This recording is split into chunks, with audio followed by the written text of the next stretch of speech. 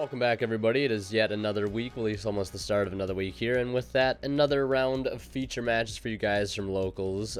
We had a pretty packed locals this week, and it was pretty chaotic because there was some other event going on, so we all had to squeeze into the back room, and it was just a mess trying to set up the recording stuff and everything. So recording settings were a little scuffed here for this first game. The white balance, things look a little blue, I realize that, and it's a little bit zoomed in, so those things will be fixed as we move forward, so bear with me. And after this game, everything else should be fine. So, Altergeist versus none other than Gladiator Beast, a very interesting matchup. I knew one of my friends there on the left here tonight, he was playing Gladiator Beast. I'm like, I gotta get it on camera, you know, maybe something spicy will happen, because he always brings the spice. He's also the same man that brought you guys that second place Sub-Terror deck profile. So yeah, pretty cool guy, good friend of mine, and always plays something different every week. So, and yeah, gotta love the innovation. So get things started with the mind control onto that marionetter, and then the big power play from the rescue rabbit all the way back to like what 2012 or whatever it might be, getting stopped by the Ash Blossom and Joy Spring, unfortunately. But he's gonna go ahead and play Gladiator Beast Rejection underneath the marionetter. Which I believe has an effect for the battle phase. Forgive me if I don't know what all of these cards do, but he's going to play Gladiator Beast Comeback now, which I believe just came out in this latest set, which will allow him to special summon a Gladiator Beast from his hand. Yeah, special summon Gladiator Beast monster from your hand or graveyard with a different type from the monster you control. It cannot be destroyed by battle. So it'll allow him to summon out the Bestiary, which I believe, if summoned by the effect of a Gladiator Beast monster, can destroy spells and traps on the field. And it also has another effect. After it battles, it shuffles back into the deck to summon out another Gladiator Beast, as most Gladiator Beasts do. Going to go into the newly printed Test Panther, which unfortunately is going to be met with a Solemn Strike. So he's going to pass it over to the Altergeist player now. We're trying to resolve another pod of extra once again. Just flexing on people right now with the expensive pot extravagance, and doesn't draw into any monsters here, which is going to be a theme going forward for this duel. One of these types of duels. So he's going to set a few and pass. Another Gladiator Beast Comeback now is going to be activated. Going to try to revive that Bestiary from the graveyard once again. Unfortunately, cannot revive the Test Panther because it's not a Gladiator Beast monster. And then going to follow up with the normal summon of, I believe, the Gladiator Beast Darius, and just gonna, I think, go into battle phase here and not try to go into another Test Panther, but rather much get some damage in first. Try to bait out some back row if he's willing to use any at this point, and just kind of get some damage in, because after all, the Yugioh is about basically whoever's life points goes to 0 first.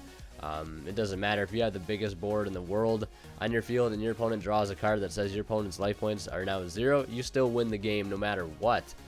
Even if their last card is that same exact card, it doesn't matter. But yeah, so Infinite Impermanence being activated in that same column as the Rejection. So Rejection won't be able to resolve, unfortunately, but he's using the Equest, or whatever its name is. I don't know how to pronounce it exactly. And then also summoning out another Bestiary to destroy a spell or trap on the field. Now that it was summoned by the effect of a Gladiator Beast monster. So it'll be met with another copy of Impermanence. Trying to resolve the Rejection right now. But they remember that it was negated by the Infinite Impermanence earlier, because it was played in the same column. It is unlucky that it was played there. But he did need to play his comeback in a different zone, because I think the comeback would have been a bit more important, you know, and trying to go through and not risk losing it to an impermanence. So going to pass it back to him. He did get some good damage in, dropping him down to 3,300. And with his current field, he has 3,200 damage on board. So I think right now, if it's me personally, I'd probably just go into battle phase. Well, I guess at this point you really can't, now that there is a manifestation bringing back a marionetter. But that doesn't mean you can't still go into battle phase, because I believe, let's see, Equest has 1,600 and Bestiary has 1,500. So technically, you could crash with the Equest right now and try to, you know, still poke for that 15. But I don't believe you want the manifestation going to the graveyard, because I believe that has an effect as well.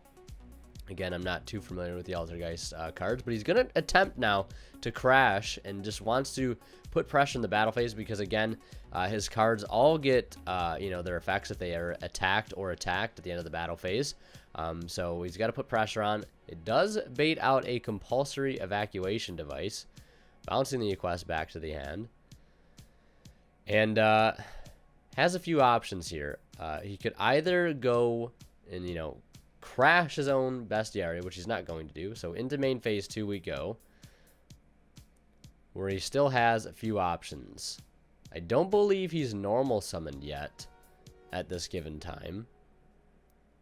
So he's going to normal the quest now, since he has not normaled. And could possibly try to go into another Test Tiger, because Test Tiger has a very good effect. But opting just to turn the bestiary to defense, since he did not attack with it. And just going to pass it over to the Altergeist player. Altergeist is going to get started with another Compulse, bouncing the Marionetter back to the hand. And then going to use Marionetter to set one directly from deck, and it's going to be another protocol, or a protocol. I believe the first protocol we've seen this entire match. And the bestiary will hit the graveyard as a result. Now he's going to flip up the protocol and a copy of Personal Spoofing alongside of it. It's going to shuffle that back into the deck. He's going to grab Multi-Faker, and it's just going to be game over from there. Unfortunate for our Gladiator Beast player there. Just too much advantage by the way of traps there for the Altergeist player, so not much you can do.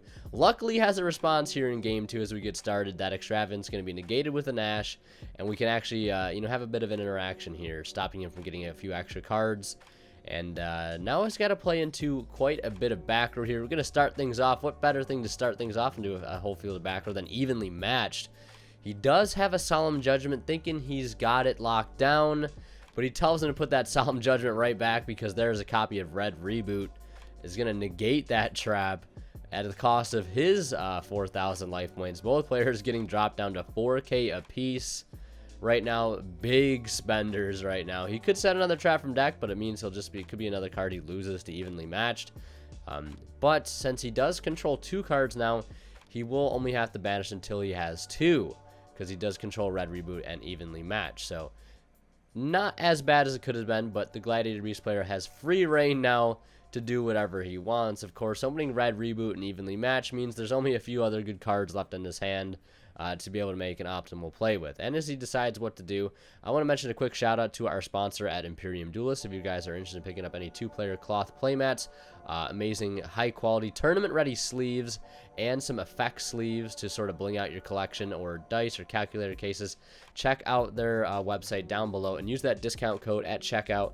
Winner kills 10 off to help support me in the process. Really would be appreciated. It really does help me out, so feel free to check them out. Also use my affiliate link to TCG Player down below if you guys want to pick up any Altergeist or Gladiator Beast cards, because if those are some decks you want to get into, feel free to use my affiliate link. Help support me in the process when you check out using that link, so much appreciated. As we get back to the game here, it's just been a bit of a back and forth. Both players trying to get some bit of leeway in this game.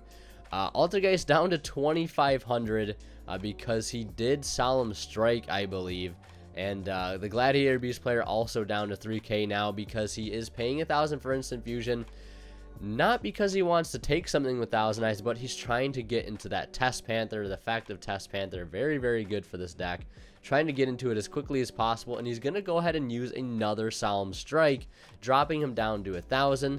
There's Gladiator Beast comeback, which potentially could prove game, but he does have a Solemn Judgment. Still can pay that half life point.